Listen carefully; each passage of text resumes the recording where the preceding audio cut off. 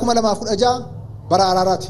Bara kuma lamaaf kudha ja'a keessatti Oromiyaa keessatti bara sagalee qawweetti cufamu. Oromiyaa keessatti bara obboleessa ajjeesu duntaan bara nagaan bu'ee araaraan tokkummaan uummata keenyaa sadarkaa olaanaatti itti ce'u malee boqonnaa wal ukkaamsu qaamni biraa garuu bu'aa irraa argachaa jira. Qaawwi kun cufamutu irra jiraata. Garaagarummaan afaan qawweetiin hiikamu addunyaa irra jiraates hin beeku, kara fuulduraattis hin jiraatu. Murtee ummataatiin warri maqaa Itoophiyaatiin kakachaa turan, sobaa turan injifatamanii karaa irraa ba'aa jiru. Borus iftaanis injifatamanii karaa irraa. Kuni haasawa pirezidaantii mootummaa naannoo Oromiyaa Shimallis Abdiisaa waggaa haaraa amma seenee akka Itoophiyaa 2016 sababeeffachuudhaan ergaa dabarfateedha. Mee haga tokko waliin dhageeffanna. Warra durii maqaa Itoophiyaatiin naggadu mooyamaniiti jiranii kana booda immoo Itoophiyaan dhugaadhaa tanuti ijaaraa jiru kana akkasuma barri 2016 Oromoodhaa fi kan nageenyaati jedheeti jira. As keessatti wantoota inni dudubbatee waa hedduutu jechuudha waggaa haaraa sababeeffachuudhaan wantoota inni kaase. Mee kanas waliin dhageeffanna. Akkasuma waa'ee waggaa haaraa sababeeffachuudhaan Johar maal dabarfate ergaa inni dabarfate kanarratti komantii namoota hedduudha kan gartee waan dabarfate kana tarii hin fahamneef natti fakkaata namoonni hedduun kan isa qeeqanis akkasuma gartee kan maaliif kana goote jedhanis jira. Mee kanas waliin ilaalla. Waa'ee waggaa haaraa akkasuma Oromoon yeroo garagaraatti nu ilaallatu kan Habashaati kan jedhus jira. kanarratti yaada dhuunfaa kiyyaatiin qaba. Ana Abduu Moobaayila Biraayii Bagara deebiidhaan gara chaanaala kiyyaa dhuftan waraana jalqabaa dhuftan Abduun jedhama. Abduu Moobaayila subscribe godhaa maamiltoota keenyatti dabalamaan isin jira. Dursa baga waggaa haaraa geessanii waggaan haaraa haa jedhamu umri bakeen nama ofeesseetii haaraa oomaa jechuun nuti waggarraa waggatti namni ilil jedheetii dhiichiseetii akkuma gartee yeroo dhaloota kiyya jedheetiin kabajatu sanitti waggaan isaa moofayaati deema. Moofayuudha kabajata. Waggaa haaraanis jechuun bulmaataaf waggaa haaraa irraa akkaataa bulchiinsa mootummaa itti fayyadamu irraa waggaa kanarraa kan achi dabarfatu kan jedhudha. Kama barbaade iyyuu haa ta'u kama abbaa fedheeti iyyuu haa ta'u rakkoo miti garuu nuti ufii kennaa fi maal uf haaromsine nuti ufii kennaa maal update godhuu qabna waan ayyee waggaa maal lafa kaame kanarratti maal lafa kennee ka itti aanutti ammoo maal hojjetuu qabna maal fooyyessuu qabna waan jedhu keessatti uf ilaaluudha. Dursa ana akkasanatti fakkaata. Hundaafiyyuu baga waggaa haaraa geessan bara 2015 irraa bara 2016 baga itti tarkaanfattanii waggaa 8 duuba jira ka addunyaan itti fayyadamtu. Kanarraa waggaan Itoophiyaa kun jechuudha. Oromoon yeroo garagaraatitti fakkeenyaa fi anas dabalatee jechuudha nan ilaallatu kan Habashaatii kan jedhudha. Kanarratti xiqqashu yaada kiyya akkasuma gartee waan kanarratti waan jiru waan isin illee gartee Google irraa argachuu dandeessan tokkoon isin hima. Oromoo waan kan akkanuma lafaa kaatee waan jettu kan itti fakkaatu jira akkasuma namoonni isin hin gadeensi asirraa waa hubattan jedheeti yaada. Fakkeenyaaf kalandarri Itoophiyaa amma fakkeenyaaf waggaa haaraa jedhameetiin amma kabajamu kuni kalandara Itoophiyaadhaa jedhama. Inumayyuu seenaa keessatti fakkeenyaaf duriillee ni yaadata yoo ta'e Itoophiyaan wanni addaa isiin qabdu maalinni yoo jedhame kalandara mataa isiidhaa qabdi akkasuma waggaa keessatti baatii 13 addunyaarraa baatii 13 biyya qabdu jedhamee haala keessanii jechuudha. Jechuun biyya qaroomarraa daangaa jedhame Itoophiyaan tun inumayyuu biyya gartee Rabbiin eebbisee haga jedhamu akka warri Habashoota akkasitti kan nuuf maatiin turan jechuudha. Garuu wantichi akka seenaan tokko jedhutti amantan ammas isin Google irra ilaalu seentanii ilaaluu dandeessanii garuu wantichi kan amantii wajjin gara Itoophiyaatti dhufee jedhama. Yeroo garagaraatitti ni dubbatama fakkeenyaaf wanti kun jechuun kalandarri bakka biraa irraa hin dhufu yookiin ammoo nama biraa irraa biyya biraa irraa hin ergifamu jechuufi miti kamiyyuu namuu ni fayyadama kalandara addunyaan tun bakka hundatti jechuudha. Garuu isaan ammoo qarooma Habashaa yookiin ammoo qarooma Itoophiyaadha kan Itoophiyaan ofii isiitii tolchite kan ofii isiitii uumte waan akkasiiti kan isaan jedhan jechuudha. Garuu wanni kun koptii kalandar fakkeenyaaf Ijipti irraa dhufe jedhama. Biyya Masrii irraa dhufe jedhama. Amantichuma wajjin fakkeenyaaf amantii ortodoksiidha. Ijipti irraa hiikan inni dhufe jechuudha. Akkasumatti gartee amantii masaa waliin jechuudha gara Itoophiyaadha kan seene. Fakkeenyaaf Masrii amma har'a akkuma Itoophiyaa waliin takka ji'a takka guyyaa takka jettee akkasitti lakkaawataa jirti jechuudha. Garuu ka cheerchii qofaati kan amantii qofaati jechuudha. Warra ortodoksii qofatu beete kiristaana keessatti kabajataa jechuudha. Kan hawaasni ittiin bulu kan addunyaan ittiin bultu kana jechuudha. Garuu kan Itoophiyaadha kuni seenaa isin himuu fi miti barra jechuun hubannuma xiqqashoo isanis ilaaluu dandeessan. Fakkeenyaaf amma kalandara cheerchii Itoophiyaadha jettanii yoo katabdan amma Google irratti isiniif gaffida. Akkasuma ammoo koptii kalandar jettanii yoo isin katabdan ka Ijiptii kanaa fi achi jalatti ammoo ka Itoophiyaallee isiniif fidaa jechuudha. Argachuu dandeessan jechuudha. Achirraa dhufee jechuudha walumaa galatti. Achirraa dhufeetti gara Giizii kanatti as jijjiirataniiti akkasitti kalandara Itoophiyaadha qarooma Itoophiyaadha. Qarooma Itoophiyaadha jedhanii warri kun fakkeenyaaf seenaa hatuudhaan akkasuma humnaan namarratti fe'uudhaan beekamu jechuudha. Nugusoonni durii fakkeenyaaf warri Habashootaa kun gaafa durii irraa jechuudha. Haala akkasiisaniin kalandara Itoophiyaadhaa jedhanii godhatan malee kalandarichi kan cheerchiiti jechuudha. Isaan duratti itti fayyadamaati jirti fakkeenyaaf Ijiptii isaan Ijiptii irraa kan fudhatamilleen Akkasumatti amman tanallee itti fayyadamaa jira cheerchiin jechuudha. Itoophiyaan garuu kama cheerchii fudhatte san akkuma gartee ka amantii wajjin ortodoksii wajjin fudhatte sanitti ka biyyattiidha gootee akkasitti itti fayyadamaa jirti. Kana isinis seenaa tokko fakkeenyaa fi kitaabban tokkos kan dubbatu jira. Akkasuma weebsaayitiin adda addaa Google kan dubbatu jira. Akkanumatti normaalii koptii kalendar jettanii gaafa durii fakkeenyaaf ni yaadattu yoo ta'e barsiisaa tokkotu gaafa duraa sana jechuun gaafa sana akka tokko giriimnatti jedhan. Kalendar Itoophiyaa kun maaliif adda ta'e adda biyya addaati naan jennaaniini kalendar Itoophiyaadha. Akkuma gartee biyyoonni biroo kan adda addaa akkasii fudhatanii fayyadamanii Itoophiyaan ammoo ka koptiikitti fayyadamti naan jedhe. Keessa akkasii naan ibsine koptii kun maaliin isa jedheetu maaniin callisee gaafa sanan xiqqaa ta'e ni yaadadha. Amma koptii kalendar yoo jette kan koptii jechuun Egypti Masir jechuudha. Kan cheerchii kan agartee mana amantiidha kan Gibxiiti jechuudha. Achirraa fudhatan Oromoon nan ilaallatu yeroo jedhu akka waan gartee Itoophiyaa jibbuudha. Itoophiyaan waan hunda Oromoon kiyyaa miti jedhee ormaaf dhiisaa akkasii kana maali waan jedhuudha. San osoo hin taane kanaadha wanni jiru waan kanaa waan wal qabatu dhufeedha. Tokko akkanumatti gartee kan Habashaati jedhee kan akkanatti jedhus jira. Kan Habashaati illee miti. Dhugaa dubbachuuf kan Habashaa yoo ta'e Habashaa keessa Musliima jira, Protestaanti jira, Kiristaana jira. Jechuun amantii adda addaa kan Musliima jira, nama adda addaa kan hordofu jira jechuudha. Habashaa gujenne wali qaba zariidha akkuma gartee walii garaati jechuu kiyya. Amantii kiristaanaa kan ortodoksii keessatti fakkeenyaa fi Eeltiraanis ni kabajji jechuudha har'aan tana. Garuu ammoo biyyattiin kan biraatitti fayyadamti. Ammoo mana amantii san keessatti har'as itti fayyadaman jechuudha isaanis ayyaana guddaadha. Ijiptiifis ayyaana guddaadha. Laala Google irra seentanii ilaaluu ni dandeessan jechuudha gabaabdumatti jechuudha. Itoophiyaanis akkasuma kama cheerchii san fuudhanii ka biyyaa godhan saniifidha. San isin jechuu barbaadeeti akkuma nama tokkoof adda bahuufidha. Kana Google-tti isin researchii gootanii ilaaluu dandeessan. Yeroo kana jennu bara asirratti wanti isin naaf hubatuu qabdan fakkeenyaaf kalendarri ergifatuun yakka akkas jechuu kiyyaa miti beeki. Kalendarri fakkeenyaaf ka addunyaan fayyadamtu kunis namoyyuu kaan irraa ergifatamee kan fayyadamuudha. Akkasuma hundeen isaa hundinuu seenaa amantiidha of keessaa qaba. Kan amma Awurooppaa kan addunyaan guutuutti fayyadamtu kunis seenaa amantii of keessaa qaba. Kana jechuun kan garuu kan Itoophiyaadha kuni akka Itoophiyaadha kan biyyatti osoo hin ta'in bakka biraatti kalendara cheerchiiti uumamni isaatis akkasuma warra tolchees warra koptii ka jedhamu kana warra gartee cheerchii Ijipti kan ortodoksiidha jechuudha ka tawaahidoodha. Akkasumatti gartee fakkeenyaaf gaafa dura waan kanarratti yooni maanyaa tokko fakkeenyaaf amma dura gaafa gartee jaratti amma wanna godhaa ture tuttuqeeti ture. Fakkeenyaaf amma Itoophiyaa keessatti iyyuu kan Musliima amma warri Musliimaa fakkeenyaaf kan hijira uummanni Musliimaa ittiin fayyadama jechuudha. Zakaa baasuudhaa fi akkasuma gartee lakkoofsaafis namoonni gartee amantiidha itti fayyadaman jechuudha. Garuu kun kan Itoophiyaa kunis akkasuma taheeti garuu ammoo kan biyyaa godhame isin jechuu barbaadeeti jechuun duubbeen isaa isin jechuu barbaadeeti malee waan biraatiin rakkina qabachuu kiyyaa miti. Tola ayya Kajoor kanaadha. Fakkeenyaaf Malkaam Addis Amat jedheeti waan kanaan wal qabatuufidha. Kajoor kun amma Malkaam Addis Amat jedheeti katabe. Jalatti ammoo baga birraa geettan jedheeti katabe. Waan kanarratti kumanti namoota hedduudha dubbisaatiin ture. Namni hedduun kabaja Joohariif kan callisetu irra hedduudha. Haa ta'uuti tokko ammoo maaliif afaan Amaaraa gubbarra fayyadamte? Kaan ammoo maaliif gartee ayyaanuma warraa kanayyuu akkamitti gartee kenna gootee baga ittiin si gahee jetteera. Joohar baga ittiin si gahee jechuun fakkeenyaaf biyyi sun akkaan haa ta'u akka malee haa ta'u tu kalendara Itoophiyaati. Kalendara sun jechuudha akkuma jenne kana akkaataan isaa gaafa wahii sirraa hudhaa danda'a. Homaatiin sun garuu amma kalendara Itoophiyaati. Kalendara Itoophiyaa dhaabbatee Joohar jechuun sirriidha. Garuu maaliif afaan Amaaraa gubbaa kaa'ee akkanatti fakkaatutti amma waa lama fakkeenyaaf gaafa ayyaanni Ashandaadhaa dhiyoo sana ka Tigrootaa geessan afaan Tigreetiin baga ayyaana Ashandaadhaa geessan kan jedhudha kan inni fayyadame jechuudha Joohar afaan Tigreetiin jechuun mirga sabaa fi sablammoota kan jedhu san keessatti ibsaa jechuudha. Hayyoonni gurguddaan akkana kun akkanaaf si caljedhiin xaafan waan isaan xaafan hundi hiikas addaa qaba waan ta'eef jechuudha. Duuba kanas amma kalendarri kun dura tokkoffaa akkuma amma jenne kana amantiidhaanis qubee kanaanis qubee giizii kanaanis wal qabata waan ta'eef kun hiika abduuti beeka kun xiinxalla abduuti. Eega kalendarri kun duuba giiziidhaanis qubee kanaanis wal qabata waan ta'eef saniin ibsa jechuudha. Garuu akka gartee amma namoonni tokko fakkeenyaaf Itoophiyaa san teenna godhuu qabna teenna waan hunda gartee Habashaan nu saamtee Oromootu fidee akkasii waan jedhan sana osoo hin taane dhugaan jiru garuu akka amma Joohar katabe kanatti kan isaantu amantii wajjin akkasitti fidatee akkasumatti itti fayyadamee akkasumatti gartee nama hundaaf raabsanii ka biyyaati nuun jedhan jechuudha. Kanaaf inni kan ibsuudhaaf ka warraa qofa jechuun ka warraa tahuu ibsuudhaaf akkas godhe natti fakkaata.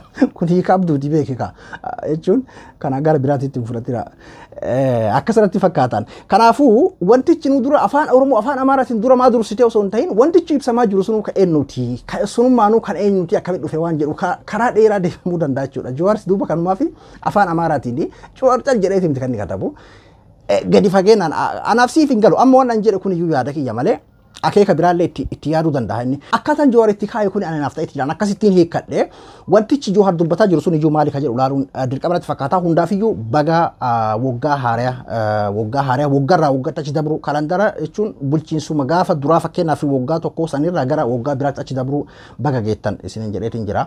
Tole hayyee waa'ee waggaa haaraa kanaan wal qabatee fakkeenyaaf haasawa pireezidaantii mootummaa naannoo Oromiyaadha Shimallis Abdiisaa godheedha.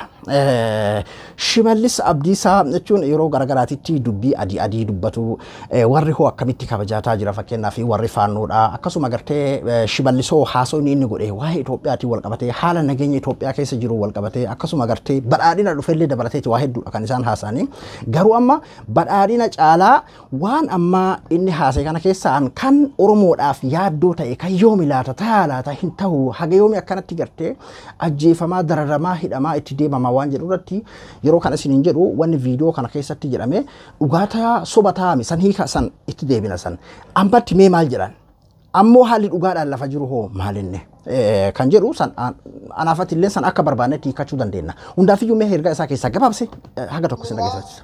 Barri 2016 bara araaraati. Mootummaan naannoo keenya gaaffiin uummata keenyaa hundumtu karaa nagaadhaan keessummaa'uu danda'a jedhee amantaa cimaa qaba. Walitti bu'insaaf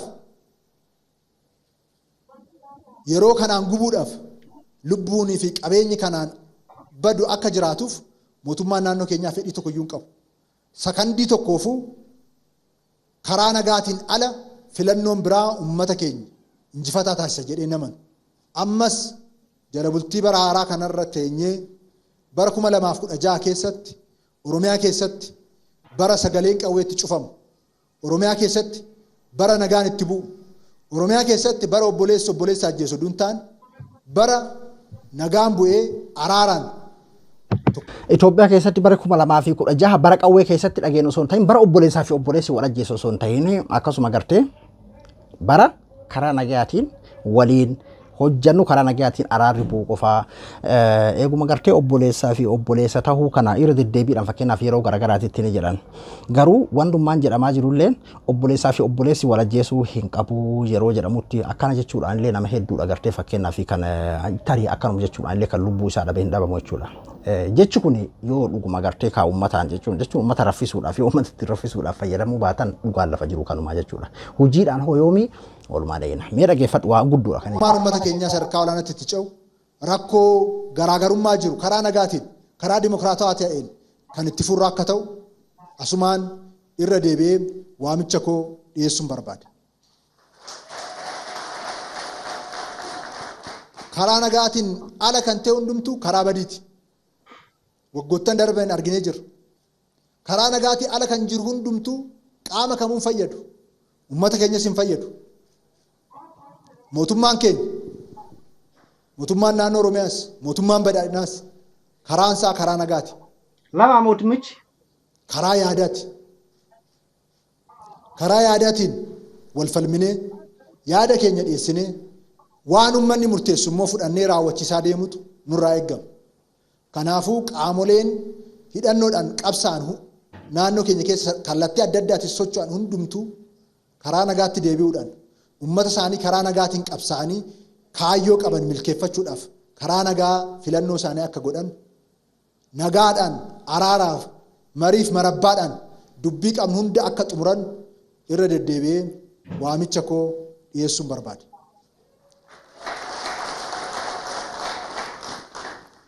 Karaa kana ala kan godhamu hundi uummata keenya miidha. Diina keenya af carraaban. Uummata keenya duun taane qaama biraa fayyada. Uummanni keenya kanarraa bu'aa tokko iyyuu hin argatu. Qaamni biraa garuu bu'aa irraa argachaa jira. Kanaafuu tasgabbu. Karaa nagayaatii alatti karaa yaadaan wal falmanii yaadaan wal mormaniitii waliin gartee jechuun biyya bulchuu akka jechuuti jechuudha. Ani an kanan jedhu fakkeenyaaf Shimallis Abdiisaas haa ta'u caffeen Oromiyaallee waan kana fakkaatu amma dura haasa'eeti ture garuu kan ammaa kun karaa nagayaatii alatti filannoon biraa tokko illee hin jiru diina keenya fayyadaa ammallee fayyadaatii jiraadha. Egaa akkas tahame jechuun faallaadhaa isaa wanni tokko tokko fakkeenyaaf amma garaagarummaadhaan wal dhiibuun garaagarummaadhaan wanna wal godhuun hin jiru jedheeti jira. Warroonummaan karaa nagayaatiin qabsoofna jedhame OFEKOon akkamitti jira. ABO'n karaa nagayaatiin qabsaa'u kan HDdha akkam keessa jira ka jedhu haasawaa Shimallis Abdiisaa kanaan waliin dha'uu laata. Moo jechuun karoora fuula duraa kan bara 2016tiin fakkaata. Jechuun kan amma dura dabree miti kan amma bara 2016tti fakkaata. Akkas ta'e homaati bira kun qabu ni fudhanna. Ka dabree homaan illee dhiifama isinii goona akkas dhiifama gootanii araara Oromoo keessa buuftanii buqqa'iinsi kun ajjeechaan kun wanni kun hundi yoo kan dhaabbatu taate jechuudha. Akkasuma gartee namoota garaagarummaa mee fuula duratti waan jedhu tokkotu jira mee dhageeffadhaa. Boofnee ilaafilameedhaan kara fuulduraatti akka tarkaanfannu qaawwa uumnuun qaamni biraa akka itti fayyadamnu akka ittiin hin daldalle ummata keenya injifannoo argateerraa duubatti deebisuudhaaf kana hundumtuu akka dhimma itti hin baane qaawwi kun cufamuutu irra jiraata. Kanaafuu hundumtuu karaa nagaatti deebi'ee karaa nagaatiin dubbii jiru xumuree Oromiyaa tasgabboofte, Oromiyaa dhugaatti ijaaramte, Oromiyaa Itoophiyaa utubdee fuulduratti tarkaanfachiisuu dandeessu lafa qabsiisuudhaaf hundi keenya iyyuu tasgabbiin hojjechuu danda'utu irra jiraata. Garaagarummaan fe'e hin jiraata. Dhageeffadhaa. Har'as jira, kara fuulduraattis hin jiraata. Hawaasni garaagarummaa siyaasaa qabaachuusaa ummata bal'aa akka keenyaa otoo hin taane ummata xinnaa keessatti iyyuu sadarkaa adda addaatiin hin mul'ata. Sun gara fuulduraattis hin jiraata. Garaagarummaadhaan sakaalamanii duubatti deemuu duntaan garaagarummaa dhiphisanii garaagarummaa jiru immoo caalmatti humna godhanitti gargaaramanii tokko tokko qeequudhaan tokko tokko sirreessuudhaan carraa godhetti gargaaramuu danda'utu irra jiraata. Garaagarummaan afaan qawweetiin hiikamu addunyaa irra jiraates hin beeku kara fuulduraattis hin jiraatu. Garaagarummaan kan hiikamu garaagarummaan humna kan ta'u karaa ammayyaa ta'een keessattuu immoo aadaa guddaa ummata qabnu waan taaneef karaa dimokiraatawaa ta'een mari'achuudhaan murtee ummataatiin akkuma abbootii keenya Akkana jedhu Oromiyaa keessa garaagarummaa siyaasaatiin sababa siyaasaatiin kan hidhaa jiru amma yeroo har'an tanaarraa nama kuma meeqatu jira. Garaagarummaa siyaasaa jechuun tarii namni kan hin beekne ni jira laata. Garaagarummaa siyaasaa jechuun ABO, OFEKO, Qinee, maali Abiin maali warra qawwee malee jechuun mee dhiisi ka qawwee dhiisi iyyuu beekte jechuun ka qawweelee amma araara buufna jedheeti jira fakkeenyaaf shimeen. Kanummaan karaa nagahaatiin qabsaawa jedhe kun jechuudha fakkeenyaaf. Garaagarummaa jechuun warra kanaami paartii kana jechuudha na fakkaata. Fakkeenyaaf fakkaata gaafa dura agarteetti OFEKOon Oromiyaa kana iddoo garaagaraa keessa deemee nu filadha bara dhufu filannoo dhufu kanatti filadha Jawaar Faatti deemaa turan jechuudha uummanni akkasi dambeeffataniitiin akkasi gartee wal qeeqaa wal abaaraa bilchiginnaan kan akkanaati isaanii filatiran nu fila garaagarummaa isaanii na fakkaata. Duuba sababa gaafa sanii irraa ka'ee keessattuu egaa Haacaaluu Hundeessaa ajjeefame asitti ka'ee garaagarummaa siyaasaatiin miseensotarraa akkasuma gartee hooggantoota akkasuma deeggartootarraa kan ABO HD kan OFEKOodhaa meeqatu hidhaa jira hagarraatti jechuudha. Meeqatamtu hidhaa jira fakkeenyaaf kanummaan karaa nagaatiin qabsaan ka qawweetiyyuu miti jechuu kiyya meeqatu jira. Duuba kami garaagarummaan amma pirezidaantii naannoo Oromiyaadhaa Shimallis Abdiisaa jechaa jiru kun jechuudha. Yoo jechuun akkuma amma jenne yoo bara 2016tti godhuu deeman itti soogee bareeda. Waan bareedaadha harka dhoofnee isin dheeyne isin simannaa jechuudha. Garuu amma duratti hin agarre. Kana duratti hin agarre akkana duratti ka agarre garaagarummaan siyaasaa gaafa wayyaanee irraa amma yeroo badhaadhinaa kanallee faallaa keessanii ala nama garaagarummaa siyaasaa biroodhaa qabu ajjeefamuu hidhamuu fi garafamuudha kan agarre jechuudha. Yoo fuula dura godhuu deemtan isin dheeyna akka gaariitti isin simannaa jechuudha. Waa'ee dimokiraasii waa'ee nageenya Itoophiyaadhaa kan amma bara shimeen jedhe kana wajjin jechuudha. Fakkeenyaaf kaleessa kan Profeesar Mararaa Guddinaadhaa eegaa ala deemanii OMN wajjin gaafiif deebii isaan godhan dhageeffatanii jirtan jedheetii yaada. Itoophiyaan yeroo kaan caalaa akkaatuma gartee dheengadda Baqqalaa Garbaa gaafa an siyaasa keessaa bahee jira. Hooggansa gartee paartii siyaasaa keessaa bahee jira miseensummaa keessaa bahee jira jedhee gaafa ibsatu dubbatan jechuudha. Wantootuma sanii wal fakkaatu jechuun warra Amaaraa qofaa miti karaa Oromootiinis waan duraanii caalayyuu fakkeenyaaf Profeesar Mararaa Guddinaa biyya san keessatti arran tana warra Habashaas haa ta'u nama barbaade jechuudha. Qabatamaan nama hatta umriidhaan illee keessas dabree mootummoota hunda keessatti qabatamaan siyaasa biyya sanii keessatti hirmaatee umriidhaan qabatamaan ijaaruu beeku dubbisuudhaaf yookiin ammoo haala akkaataa qofa osoo hin taane qabatamaan keessas dabree beeku jechuudhaan kan Habashoonni by the way Profeesar Mararaa Guddinaa nu caala kabaja kennaniif Oromoo waan ta'eefidhaaf haa ol baanii dubbanne malee waan inni jedhutti amanan. Maaliif ni beekan akkaataa akkamitti Rabbiin isa umrii dheeresse ammallee akka dardaraatti jaarsi ajaan qabu siyaasa dargii keessatti hirmaatee akkasuma kanaa Sillaasee ijaan argee kan dargii ijaan argee kan yaadii ijaan argee siyaasa keessatti hirmaatee akkasumatti as gahee jechuudha. Duuba yeroo kamuu caala hamaadha. Haalli akkaataan uummanni keenya keessa jiru qaala'insi jireenyaa. Waan amma shimeen jedhe kanaanii wal faallaa isiniin jechuu barbaadeeti. Garuu bara 2016tti karoorfatan natti fakkaata. Profeesar Mararaa Guddinaa sirriitti dubbatan achirra sirriitti ibsan haala biyyattiin keessa jirtu kan yeroo kamuu caala akkasuma gartee paartii mormituu ta'anii itti fufuun akkuma gartee Baqqalaan jedhan baay'ee rakkisaadha biyya san keessatti namni nagahee hangaluun rakkisaadha dargaggoonni akkasitti abbaa fedhetu akkasitti ajjeesaa jira ka jedhu dubbatanii jiran jechuudha. Akkuma shimeen jedhe kana bara 2016 yoo gartee karoora akkasii kaa'ame haalawwa saalan jennee harka isinii dhooyina isin ayinaapoo mootummaa naannoo Oromiyaa mootummaa Oromoodha jennee harka isiniif dhooyina aangoo caalayyuu nagahumaan yoom araarri bu'ee nageenyi Oromoon buqa'uurraa ajjeefamurraa akkasitti gartee biyyarraa ari'amurraa yoom dhaabbataadha yoom shanee jedhee rashanamuu yoom gartee abbaa torbee jedhamee rashanamurraa dhaabbataadha aayyoon Oromoo haga yoom buqqaatee gaaddisa jala galtiidha. Uummanni keenya kan barbaadu Itoophiyaa'ummaa sabummaan saba hundaa keessatti ifu lafa qabsiisuu barbaada. Itoophiyaa'ummaan sabaaf sablammoota ummatoota Itoophiyaan hin madaalle Itoophiyaa keessatti socho'uu hin danda'u. Itoophiyaa'ummaan dhugaa garuu iddoo qabachaa jira. Warri maqaa Itoophiyaatiin kakachaa turan sobaa turan injifatamanii karaarraa ba'aa jiru. Boru siftaanis injifatamanii karaarraa ba'u. Itoophiyaa'ummaan Oromummaadha. Itoophiyaa'ummaan Tigraawummaadha. Itoophiyaa'ummaan Sumaalummaadha. Itoophiyaa'ummaan Amaarummaadha. Itoophiyaa'ummaan Walaayittummaadha. Waan biraa miti. Karaan kun immoo injifataatti deema. Itoophiyaa kan madaalu kan. Kanaa ala kan jiru hundumtuu Itoophiyaan madaalu. Yaalameera kufeera. Ammaan booda carraa irra deebi'ee yaalamu hin jiru. Namni abjuudhaan yaaluu danda'a. Sammuu isaa keessatti yaaluu danda'a. Haasaa isaatiin yaaluu danda'a. Gochaan Itoophiyaa keessatti lammata abadan deebi'ee kan yaalamu miti. Boqonnaa sun cufamee jira. Boqonnaan haaraa boqonnaa walqixxummaati.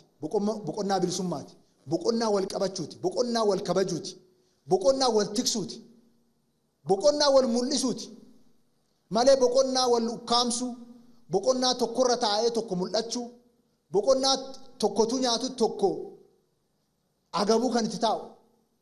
Tokkotu kabajamu tokko kan itti salphatu. Boqonnaan sun Itoophiyaarraa qabsoo ijoollee ishiitiin irraa awwaalamee jira. Lammaffaa ol ka'ee hin dhaabbatu. Kanaafuu uummanni keenya olola sadarkaa adda addaatti godhamu. Maqaballeessii adda addaa godhamuuf gurra kennuu hin qabu. Qaamolee adda addaa kan aarsee jiru uummanni keenya deebitti kennuu dhiisuu isaati. Maaliif kan gadi bu'e faana gadi hin bu'amu. Ol ka'ama akka risaasan. Akka diina keenya hin fayyannee fi garaagarummaa keenya karaa nagayaatiin waliin haasofnee karaa nagayaatiin waliin deemnaa qawween kana booda hin barbaachisu barri 2016 kan araaraati jedheeti jira qabatamaan eeyina walumaa galatti jechuudha. Haasawa yoo taate yeroo garagaraatti caffee irratti illee jedhameeti jira. Gara Itoophiyaatti os deebi'u ammoo warri kale Itoophiyaa gartee nama hundaaf walqixaa tan Oromoo fakkaatu tan Amaara fakkaatu tan Tigree fakkaatu warri gartee kan sobaan Itoophiyaa faarsaatiin ture sun kufeeti jira ganaallee ol hin deebi'u amma booda ammoo Itoophiyaa sabaa fi sablammoota fakkaatu federaalizimii dhugaa san jechuudha. Santuu itti fufaa san amma san ijaarree jira Itoophiyaan dhugaa taraata itti fuftuun ammoo manaa taate abjuu taate hafti jedheeti jira. Duuba warri amma inni akkana jedheen kun fakkeenyaaf barana dhugaa dubbachuuf waa'ee kalandara kanaan wal qabatee jechuudha. Durii kalandara kana warra akkuma amma jennee waan amantiilee of keessaa qaba waan ta'eef ni waaqeffatu waggaa haaraa waan jedhamu kana amantii keessa jira akkasuma bara haaraa keessa jira uuma hundaaf iyyuu jechuudha waan nuti tolchine yaanillee akkasitti akkuma millik jaalatan sanii jaalatan garuu barana waggaa haaraa wanti jedhamu hin jiru bara nuti ajjeefamaa du'aatiin jiru waggaan haaraan baranaa kan qabsoo gartee kan uummanni Amaaraa yeroo dhumaatiif gartee qabsaa'ee 4 kiiloo seenoo akkasuma gartee kan gabrummaa ammaa tana jalaa bahuudha kan gartee baalaa gizee harkaa aangoo fudhatu kan jiru haala akkasiiti hayyoonni isaanii akkasaan dabarfataa jiran jechuudha waan bara maqaan nu bade fakkeenyaaf obboleeyyan akka namni waliin ajjeefne obboleeyyan akka waliin ajjeefne karaa nagayaatiin fixannaa jedha shimiin fakkeenyaaf warri maal jedha akka nurratti gartee lola bobbaasanii dirooniidhaan nutumaa jiran kan Oromiyaa keessatti hin jiru kan waboon jiru kan harka irra qabanii kan jiru kan isaan fayyadaman garuu namni akka Oromoodhaa ajjeefamaa jiru hin jiru kan addunyaaleen dubbataa turte jechuudha. Haala Oromoon burjaajii lixa Oromiyaa jiddugala bakka adda addaa keessattuu bakka waboo keessa socho'aa jedhametti kan akka Oromoodhaa ajjeefamee jiru tana yoo dhugaa dubbanne jechuudha. Garuu san hundaaf iyyuu bara 2016 sun hundi kan itti furamu jedheeti jira.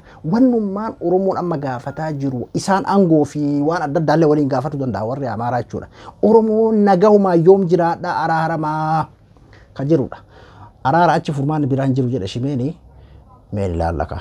Hojiidhaan godhanii akkama bara 2016 lakkaayanii kalandara Itoophiyaa akka baatii 13 qabu san 12 akka jenne baatii 13 lakkaanii beekaa 13 waan ta'uuf qoqbee guyyaa 5 yookiin 6 sanis wajji lakkaanii baatii 13 Itoophiyaa biyya addaa jedhanii akkasiin lakkaatanii beekte baatiin 13 dhumeeti ammallee 2017 illee akkanumatti haasawama moo Oromoon hagasii akkama ajjeefamaa akkanumatti buqqaa abbaa torbee jedhameetiin dargaggoonni rashanama shaneecha ajjeefamaa akkasti haga Oromiyaan akkasumatti itti fufti moo dhugumatti araarri Oromoodhaaf bu'ee furmaanni dhufa laata ka jedhu walumaan dhayin hagaru haasoo inni haasa'e kun haasawaa badaa miti gara hojiidhaatti itti hiikuudhaatti ammoo hojiidhaan qabatamaan walumaan dhayina haasoo inni badaa miti hojii walumaan dhayina ammoo yoo hojiin biran jiraanne haasoo inni faayidaan qabaatu ana abduu dhabduu moobaala biraay hanga qophii biraatti waliin deebinutti nagayaan naa tura.